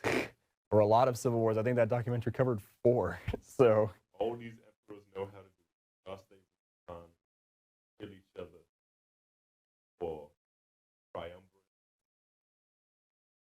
exactly. I guess we can also make a quick correction. Technically speaking, Otho definitely committed suicide, but there was already a lot of suicide. You're taking historical liberties in a documentary? Yeah, there was already a lot of suicide and assassinations in the documentary, and I was like, you know, we should do something slightly different. So Otho, I mean, he died like right after the battle. Like the soldier's blood wasn't even dry before he killed himself. But I mean, so he died in battle. By self-inflicted wound. Yeah, by self-inflicted wound. Exactly. That's a perfect way of putting it. But yeah, so this was obviously we can go into it. He did a rage quit. Yeah, he quit on life. He realized that he was done for. But is your mic not working? Is it on? Yeah. Are we working? All right. I'm going to keep talking while Cameron, I guess, fixes the mic. But so this was clearly a very hectic time for Rome. The Republic was basically coming to a close. This had been the decline had been happening for a while now, and after Sulla basically seized Rome, he didn't actually do very much. He died pretty much after he seized Rome for like the second time, and that was pretty much it. And okay, fair. Okay, Cameron's gonna go grab another pair of batteries, but so Pair of 3. but. Exactly, yeah. You did hear what Cameron said. He said that he's going through batteries like Rome goes through emperors in 69 AD. But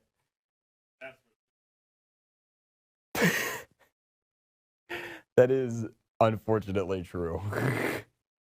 But so basically at this point, after Sulla basically died, the Senate thought that, oh, we're all good and dandy. We're just going to go back to, we're going to go back to the way it was, and we're going to have no problems whatsoever. And oh boy, were they wrong. They were followed by a conspiracy, and which, further weakened the Republic. And at this point, the Republic was done for. It was waiting for a disaster. And so the triumvirate would basically be formed at this point between Crassus, Caesar, and Pompey the Great.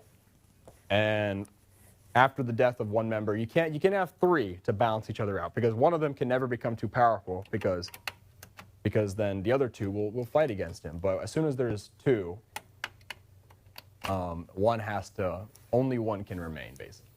And that's essentially what happened. And there was a bunch of political maneuvering behind the scenes, but eventually Caesar would find an excuse to attack Rome. And he'd take Rome after Pompey and the Senate would retreat to Greece. Mm-hmm. Right? And you want to go from there a bit quickly, and just what happened when Caesar chased after him. Caesar chased after Pompey, and Pompey, he heads down to Egypt. After he lost at Pharsalus. At Pharsalus, yep. He heads on down to Egypt. He arrives into port. He's like, hey, boys, so you guys pay for yourself a passage, right? And they're like, yeah. And then they cut his head off and gave it to Caesar as a gift. And Caesar's like, why would I want that? It's that part in... Wayne's World, where it's like, I have a gift, and he goes, if it's a severed head, I will be very upset. Yeah, Caesar got pretty mad, and we don't actually know because Caesar. We don't know how much like Caesar like. It's very likely that Caesar probably did respect Pompey as a rival. Like even if he didn't like. Yeah, that's your boy. They had fought together. They had. I mean, Caesar's daughter was literally married to Pompey, so if nothing else, he definitely respected it. And he probably intended to kill him himself, if we're being completely honest. But to basically have what he believed as foreigners hand him the head of a Roman rival he thought of. And someone they killed under less than honest means. Yeah, because Pompey was under the impression that he was going to be able to go Granted there. asylum. Yeah, and so he definitely was not very happy with that, and he actually joined the civil war that was going on there between Ptolemy, I don't remember which one, but he was Ptolemy after the 10th. He was deep into the Ptolemaic dynasty here. They went through Ptolemy's like for the French go through Louis. Yeah, he was way down there. He was the incestuous descendant of the original Ptolemy, because all those Greek successors wanted to do in Egypt was keep the bloodlines pure, apparently. But he'd fight against his sister Cleopatra, and he'd be drowned in a river. And that's how the last Ptolemy died.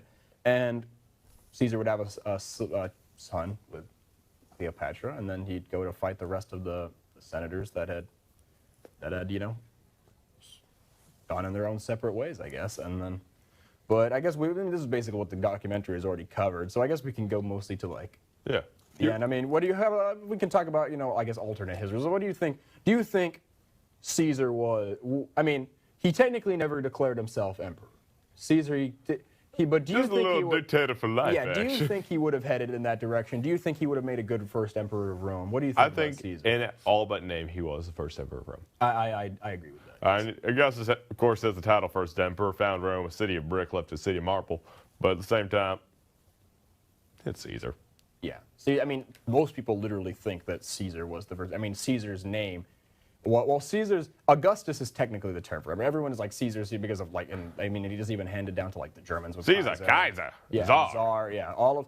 But Caesar is technically, it's a title, but Augustus was technically with the name that they give themselves as emperor. Every Roman emperor, all the way till the Byzantines and the Eastern. Oh, but they called them Basilius. Yeah, they got to the Byzantines because that was go back to Greece because the Greeks called their kings Basilius. Yeah, but they would give themselves like during, what was his name? Like Honorius and his brother Arcadius in the late Roman Empire. They were the children of, bless you, are descendants of Theodosius in the far, far late Roman Empire. This is near their collapse. They were called Augustus as emperor. Mm-hmm. And so it was the title of the emperor. But Caesar, I mean, most people probably know who Caesar is more than they know who Octavian is, or Augustus, believe it or not, because he's just so basically ingrained into the culture. Yeah. I mean, there's a pizza restaurant named after him, for Pete's sake. But Todd is ready. Do you think that he would have made I mean, he was an emperor in all but name, but do you think he would have been able to? Do you think he would have made a good emperor had he not been, killed? Well, yeah. If magically the Senate somehow liked him, certainly. Do you think he'd been better than Augustus? No. You don't think so? Oh, no. I think Augustus was one hell of an emperor. Yeah, Augustus. I mean, he literally built the system that only basically he could run, and Augustus had one of those political minds like Bismarck, where you can study it for years and years and years and never kind of keep coming short to it. Exactly. Yeah. Augustus definitely. I mean, with all of his, I guess, psychotic things that he did, he's definitely not a good person. No, none of them are. He was insane. Caesar was a genocidal maniac. Yeah, they all were, exactly. What happened to the Gauls? Nothing good. But yeah, for sure, 100%. You basically cannot find a good, probably the best Roman emperor in terms of being a person was probably Marcus Aurelius, and oh yeah, and he was probably. But his whole philosophy was not giving a damn. Yeah, exactly. So man invented Stoicism. It's pretty hard to find a ruler from antiquity, or even the later eras after that is a genuinely good, I guess, human being. But Augustus was definitely I'll throw Trajan into the ring there, though. Yeah. I'd say that Augustus definitely knew what he was doing. I'd say that he's probably better than Alexander the Great, if I'm being completely. Yeah. Maybe Administering, yeah. he would, but even though Alexander just took the Persian system, slapped his name on it, and said, "We rockin'." Yeah, and I mean, I don't think that Augustus was good at like conquering because he himself didn't really do a lot of the general. He basically left that to other people. But he understood. To be fair, he had his military time. He was at Actium. Yeah, but he didn't lead the battle of Actium. He didn't lead the battle. It was actually well, I believe what was his name? Agrippa. Yeah. But with that, if nothing else, give credit where credit's due. He knew what his shortcomings were and put people that were better at in certain areas than him in those places. So whether he was the greatest general of all time, he wasn't. He wasn't that great of a general. He wasn't as good as Mark Antony. He wasn't as strong as Mark Antony, as his rival. Basically, he ain't no Ulysses S. Grant. Yeah, but he knew how to put people in places that were, and they did the job for him. But that's what administering is. That's something that I believe Alexander probably could have never done on account of his own giant ego. Yeah, and I don't think that. I mean, Alexander might have been able to. I mean, he might be, if he had lived till 80 like Antigonus, he may have been able to. He could have conquered the world. He could have conquered India. He could have, if his troops were magically, willing replenished. to keep. Yeah, and willing bloodlusted for the next 50 years. He had, especially with the technology at the time, because at this point Rome had not, was not a power, or a major power, and they didn't have like a counter to the Macedonian phalanx. He very, very likely could have defeated the rest of India, defeated the various Arabian tribes, maybe even defeated Carthage. But once all is said and once the dust settles, Alexander's empire was basically doomed to fail because he himself and his generals didn't like him at this point. His army didn't like him, and he didn't know how to run an empire. The best chance that he had was basically to just copy the Persian system, and I don't even know if he would have done that. So, but I guess we can go up to Augustus. I mean, well, we were talking about Augustus, right? So we have talked about Caesar. Do you think that? I mean, we talk about Caesar and whether he would have been a good emperor. I think he would have also been a pretty good emperor, though. I mean, he also, did his own, murdering all of his opponents thing. But I mean, that's pretty common. That's a big That's a big antiquity thing. Mm-hmm. You don't really have amicable rivals. Yeah. How do you feel about all the Roman emperors being assassinated by the Praetorian Guard? I can't remember what the percentage is, but I think it's like, I think it's like 20 or something emperors. I can try to quickly look it up, but it's basically like, imagine if like the Secret Service decided who was president based on who paid them the most. Yeah, and imagine if the Secret Service also killed like out of the 40 or so presidents we've had. Imagine if he killed if the Secret Service was responsible to death of like 7 or 8 presidents. Like that's insane. Yeah. Like you probably wouldn't want to be president, which is one of the things that like they actually talk about. Like lots of Roman emperors had like major problems with like they were constantly like what's paranoid basically. Yeah. But is it really paranoia if everyone's actually out to get you? Because everyone was definitely out to get all those people. Yeah. They were after them, and they were definitely going to kill them, as is shown. Because I don't think you can look at like the list, and I think that the amount of Roman emperors that died of natural causes is like 5. Like I don't think that almost any Roman emperors died. Marcus Aurelius, Augustus, Tiberius. Tiberius did die of natural causes too, but I mean you've got so many people. Caligula, murdered. Claudius, poisoned. Nero, killed himself. And that's just the Julio-Claudian dynasty. Yeah. They couldn't even make it out of the first dynasty of Rome without 60% of the emperors not dying of natural causes. Yeah. And I mean, that's literally what Rome is. I don't think it's even, you can even say it's really paranoia if you have a higher chance of being killed or dying unnaturally than you do of, dying of old age in your bed. So remember, the Praetorian Guard are living in your walls, and they're coming for you. Yeah.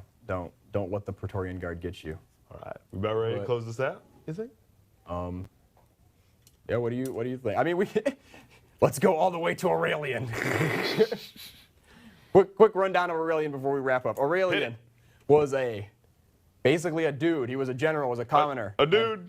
And he came to power in the 3rd century crisis, and Rome was crumbling. And the Romans at this time probably thought that this was the end of the world. And for them it was. Yeah, for them it was. The Gallic Empire had split off. Palmyra had split off under Queen Zenobia, and fun name. The world was crumbling.